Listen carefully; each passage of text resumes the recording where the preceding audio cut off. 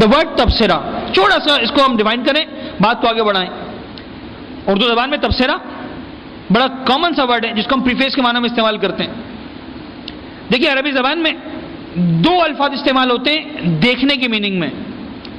ایک لفظ استعمال ہوتا ہے بصارت اور ایک لفظ استعمال ہوتا ہے بصیرت.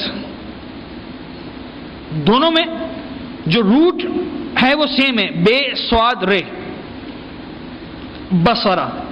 ایک میں ہے بصیرت، ایک میں ہے بصارت. بصیرت کے معنی بھی دیکھنا، بصارت کے معنی بھی دیکھنا. لیکن بصیرت اس دیکھنے کو کہتے ہیں جہاں انسان کی نگاہ ظاہر تک محدود رہتی ہے. بصارت اس دیکھنے کو کہتے ہیں جہاں انسان کی نگاہ ظاہر تک محدود رہتی ہے. اور بصیرت اس دیکھنے کو کہتے ہیں جہاں انسان کی نگاہ پردے پر آ کر رک نہیں جاتی بلکہ پردے کے پیچھے پہنچ جاتی ہے. انسان دیکھتا ہے کہ بیونڈ دا پریزنٹیشن کیا ہو رہا ہے، کیمرے کے پیچھے کیا ہو رہا ہے، پردے کے پیچھے کیا ہو رہا ہے. انسان کراس کرتا ہے، بائی پاس کرتا ہے ظاہری منظر کو اور آگے تک پہنچنے کی کوشش کرتا ہے. اور اس مقام پر جا کر پہنچتا ہے کہ انسان پھر خدا کی قدرت کو نہیں دیکھتا، خدا کی قدرت کے نمونوں کو نہیں دیکھتا، خود اس خدا کی طاقت کو دیکھتا ہے کہ اس نے کیسی کیسی قدرت کے نمونے بنائے. ایک بڑا مشہور و معروف واقعہ میں نے قرآن و سنت کی ممبر سے ہی پڑھا تھا، آج یہاں پھر پڑھ رہا ہوں. اور صرف اس لیے کہ بہرحال آنکھوں کو کھولنے کے لیے واقعہ کافی ہے. بہت سارے ہڈن میسیجز ہیں، میں ان سارے ہڈن میسیج میں نہیں جاؤں گا اس لیے کہ بہرحال ہمارا معاشرہ ہم جیسے طلباء کو اتنا کھل کر بہت ساری باتیں کرنے کی اجازت نہیں دیتا. لیکن جس حد تک میرے پاس گنجائش ہے میں ضرور کھل کے بات کروں گا. یوسف اور زلیخا کا واقعہ قرآن مجید کے مطابق شیرین ترین واقعات میں سے جناب یوسف اور جناب زلیخا کا واقعہ ہے. شیرین ترین، میٹھے ترین واقعات میں سے. لیکن اس واقعے کا ایک رخ اتنا زیادہ خطرناک ہے، اتنا زیادہ خطرناک ہے.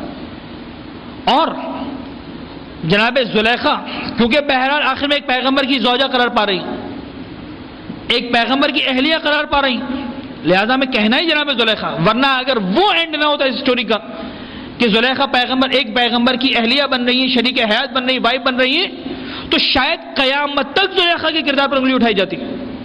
بڑا عجیب و غریب کردار ہے کہ جہاں جناب یوسف کو گناہ کی دعوت دی جا رہی ہے، دروازوں کو بند کیا جا رہا ہے.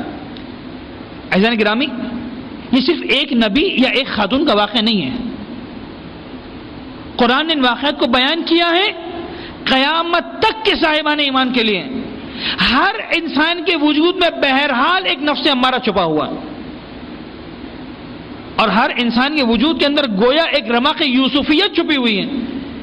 کمال یہ کہ انسان نفس امارہ کو جیتنے دیتا ہے اور اس روح یوسف کو قربان کر دیتا ہے، یا اس روح یوسفی کو زندہ کرتا ہے، نفس امارہ کو قربان کر دیتا ہے. ایک جنگ ہے جو ہے ہمیشہ چلنے والی ہے، اور خاص کر جس دور میں ہم زندگی گزار رہے ہیں یہ جنگ بہت شدت اختیار کر گئی. لیکن اس کے بعد منظر بدلتا ہے جناب یوسف اور جناب زلیخا کی سٹوری کا. اور ایک منزل وہ آتی ہے کہ جب جناب یوسف مصر کے بادشاہ بنے ہوئے ہیں، بازار سے گزر رہے اور زلیخا بعض روایات کے مطابق ایک مانگنے والی بھکارن بن کے بیٹھی ہوئی جناب یوسف کے دوراہے پر، جناب یوسف کے راستے پر. گویا انجام کو ذہن میں رکھیں، خوبصورتیاں، عیاشیاں، لذتیں، بہرحال ان کا انجام آخر میں یہی ہونے والا ہے. قرآن واضح طور پر میسج دے رہا ہے. لیکن ایک مرتبہ جناب زلیخا کی زبان میں جملہ آیا، خدا کا شکر، اس خدا کی حمد اور بابرکت وہ پروردگار جس نے غلاموں کو بادشاہ بنا دیا اور بادشاہوں کو زمین بوس کر دیا. جناب یوسف نے پہچانا، بات ہوئی. میں ساری اسٹوری کو بیان نہیں کرنا، مجھے ایک پوائنٹ تک آپ کو لے کر آنا. اور آخر وہ منزل آئی کہ جناب یوسف نے دعا فرمائی، زلیخا دوبارہ جوان ہوئی اور جناب یوسف نے زلیخا کے ساتھ ازدواج کیا، شادی ہو گئی. اور شادی کرنے کے بعد اب اسی محل کے اندر جناب یوسف زلیخا کو لے کر جا رہے ہیں.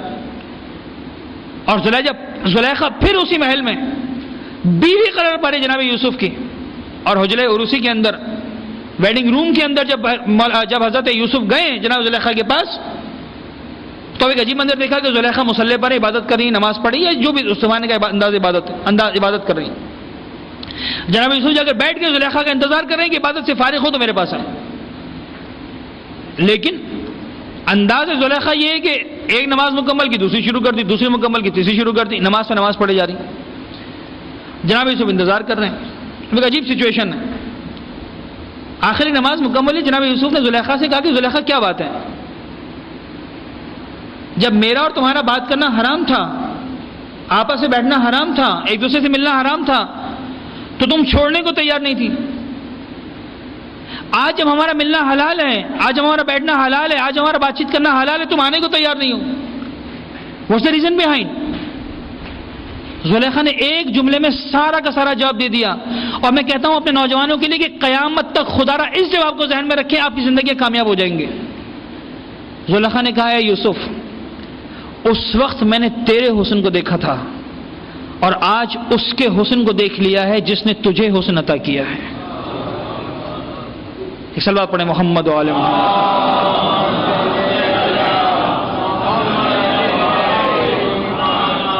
عزیزان گرامی، آپ ذرا غور فرمائیے، یہ ہے معراج انسانیت.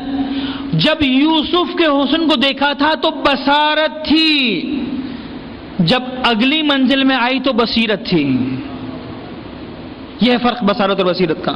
قرآن کہہ رہا ہے تبصرۃ و ذکریٰ لکل عبد منیب. ہر پلٹنے والے انسان کے لیے، ہر خدا کی بارگاہ میں آنے والے انسان کے لیے قرآن تبصرہ ہے. بصارت کا طریقہ بھی ہے، بصیرت کا انداز بھی سکھا رہا ہے. اور جان گرامی، آج کی شب